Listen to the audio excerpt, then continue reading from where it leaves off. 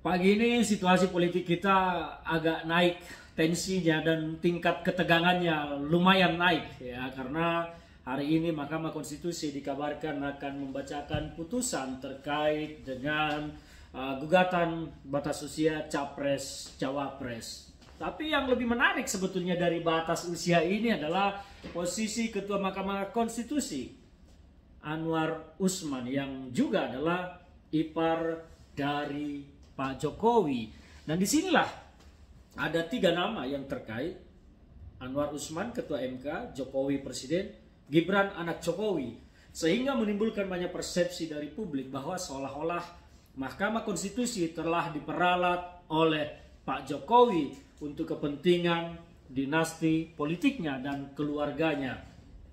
Nah, ini yang menjadi opini publik. Opini publik ya, bukan pendapat saya. Tetapi ini adalah opini publik yang belakangan ini menyebar luas di media sosial. Bahkan sampai bermunculan tagar bermacam-macam. Kami muak lah, mahkamah keluarga lah, macam-macam.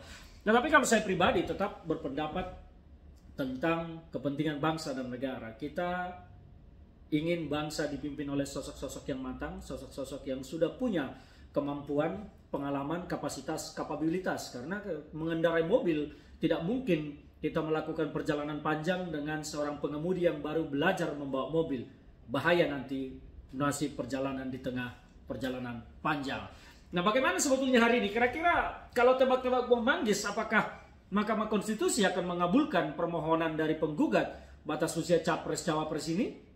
Ataukah Mahkamah Konstitusi akan menolak? Nah, ini pendapat saya pribadi. Saya sampaikan ketika sosok-sosok hakim Mahkamah Konstitusi adalah sosok-sosok negarawan yang melepaskan diri dari kepentingan-kepentingan politik, yang melepaskan diri dari kepentingan-kepentingan keluarga, maka mereka seharusnya paham dan mengerti bahwa tugas mereka bukan pembuat aturan, tetapi tugas mereka adalah menguji apakah sebuah undang-undang bertentangan dengan konstitusi. Saya harus tegaskan di sini sekali lagi supaya publik paham, ini adalah pencerahan. Konstitusi kita tidak pernah menuliskan batas usia Capres Cawapres, tetapi di pasal 6 ayat 2 itu disebutkan diatur oleh undang-undang, dan yang berhak membuat undang-undang adalah DPR dan pemerintah, bukan Mahkamah Konstitusi.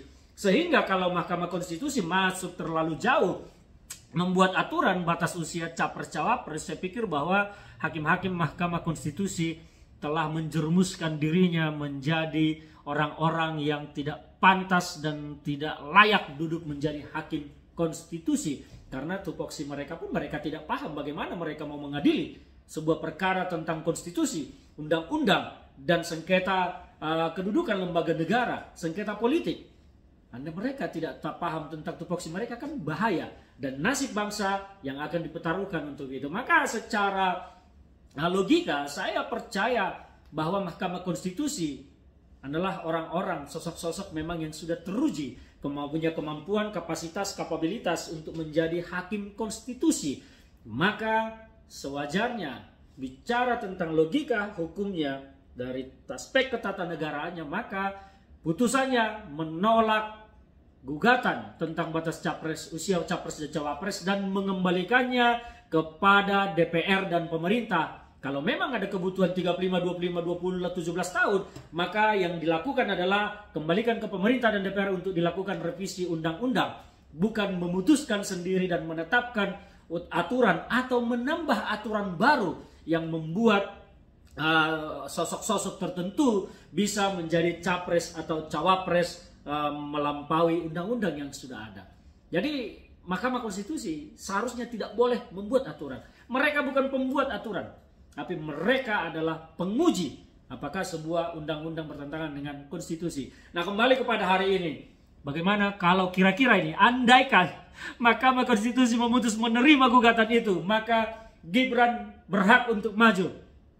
Yang saya lihat bahwa justru apapun keputusannya hari ini, menolak atau diterima, nama Pak Jokowi akan rusak, terganggu setidaknya, atau mengalami degradasi kepercayaan publik karena terlihat Pak Jokowi terlalu jauh masuk ke dalam atmosfer perpolitikan ini sebagai seorang presiden, dan bahkan terlihat mengambang sikapnya tentang hal-hal yang menyangkut negara dan ketatanegaraan. Dan ini membawa Pak Jokowi kepada sebuah posisi yang dilematis, maju kena, mundur kena. Ini diputus diterima, Pak Jokowi akan makin dihujat oleh publik, ditolak MK pun, maka Pak Jokowi tetap akan teropini, terstigma di tengah publik bahwa beliau mendorong dinasti politiknya Gibran untuk menjadi estafet kepemimpinannya secara instan. Nah, ini yang tidak baik. Nah, sebetulnya saya sangat berharap agar Pak Jokowi sebelum putusan dibacakan MK sudah menyatakan sikapnya tidak setuju dan menolak perubahan itu. Maka dengan demikian Pak Jokowi akan dilihat publik menjadi negarawan sejati dan beliau akan soft landing pada akhir jabatannya. Sebetulnya kepentingan saya hanya tentang bangsa, tentang negara. Tidak ada kepentingan lain. Saya membackup, mendukung kebijakan pemerintah, tetapi tidak menjadi tegak lurus kepada orang per orang. Saya tegak lurus kepada NKRI dan kepada Merah Putih. Dan saya berharap seluruh bangsa ini pun tegak lurus kepada bangsa, kepada negara, kepada Merah Putih, dan kita akan mendukung pemimpin yang kita anggap layak untuk membawa Indonesia maju ke depan. Bukan pemimpin-pemimpin karbitan instan. Ingat, nasib kita, nasib anak cucu kita ditentukan oleh kepemimpinan yang berkualitas dan bermutu. Hati-hati, hati-hati.